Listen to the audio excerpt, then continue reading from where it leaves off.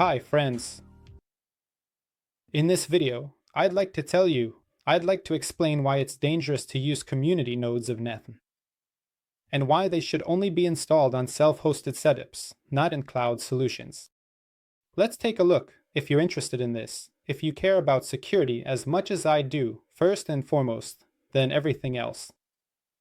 Let's watch. So, what are community nodes? Community nodes are packages that you can install in n8n by going to Settings. Here, you'll find Community Nodes on the tab to the left, and here's Community Nodes again, where you can enter the npm package name. And right here, you'll see a notice that you understand all the risks of installing from public sources. We'll talk about these risks in this video. So when you install, for example, I want to show you the mcpi node. If you haven't seen it yet, check out what mcpi is. Well, you just enter this name, and it gets installed right here.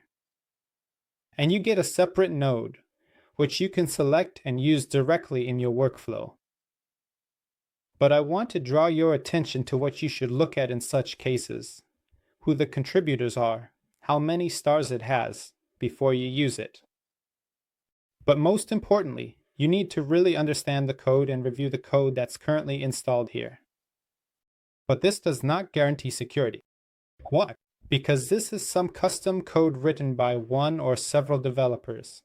And when you install it on your instance, it might actually allow any scripts to be executed when you call this node, which is very, very dangerous if you don't trust it or aren't sure about the quality of the code.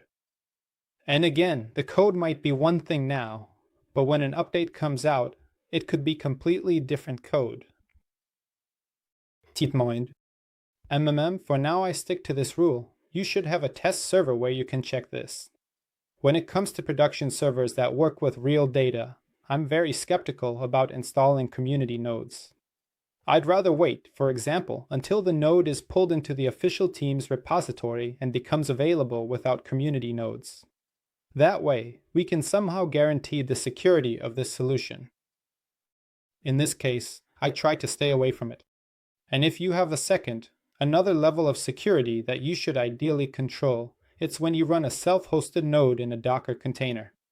Don't use the sudo command, meaning don't run it with full administrator rights.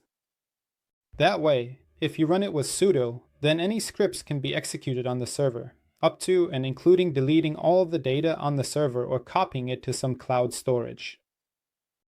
So in this video, we talked about the dangers of community nodes. Always keep this in mind before you set one up. Secondly, don't run self-hosted solutions using sudo commands. If you're interested in learning how to set permissions without using the sudo command, let me know in the comments and give this video a like. The videos I make in the future will depend on your feedback. See you next time.